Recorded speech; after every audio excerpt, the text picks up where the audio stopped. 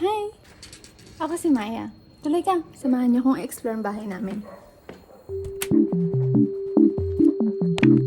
Alam niyo ba na ang scope model ay isang framework na naglalayong maintindihan ang human needs at well-being ng mga tao? Meron itong 5 aspeto: self-esteem, control, orientation, attachment, at pleasure. Sa tingin ko, kumpleto ang aking built environment para mapangalagaan ang aking health at well-being. Simulan natin dito sa kusina namin. Nabubuo ang self-esteem ko sa kusina namin, lalo na kapag kasama ko rito ang family ko. Ayon sa scope model, ang self-esteem ay the feeling of being valued.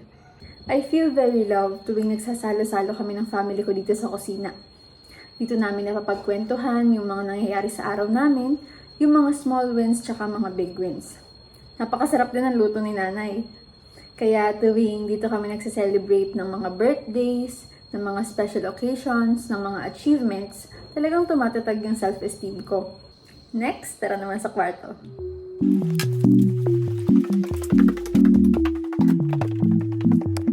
Dito sa kwarto ko nararamdaman ng control. Ang pangalawang aspeto ng scope model na nangangahulugang having autonomy. I feel safe when I'm in my room. Ito ang aking personal, private space. Dito, familiar ako sa lahat ng bagay, kaya nare-relax ang isip ko. Alam ko kung saan nakapwesto ang mga gamit ko, at alam ko rin kung paano sila ayusin at alagaan. I feel secure and grateful that I have my own room. At bilang isang introvert, dito rin ako nag-charge ng social battery. Wow! Parang ang ganda ng panahon sa labas. Tara magpahangin!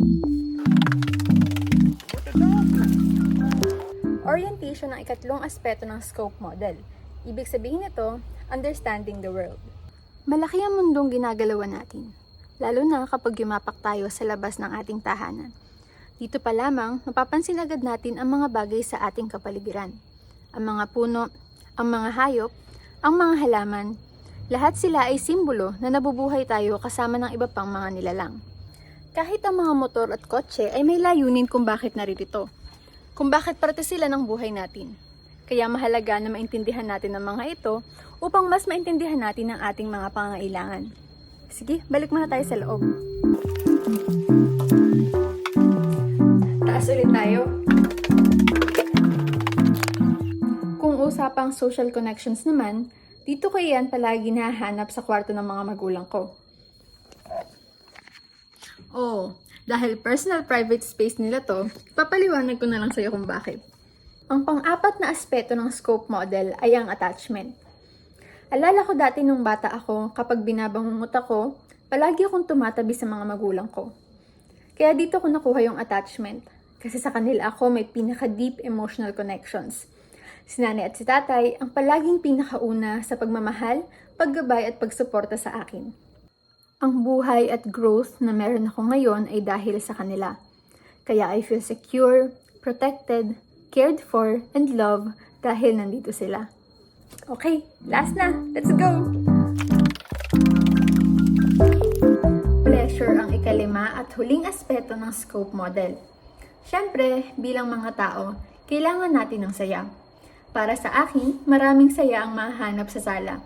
Lalong-lalo na dahil nandito ang aking mga doggies. Sabi sa science, playing with dogs increases dopamine and other feel-good brain chemicals. Touch ko doon. Masaya at nare-relax ako tuwing nilalaro ko ang mga aso ko. Sa sala rin kami nanonood ng TV habang nagmemeryenda.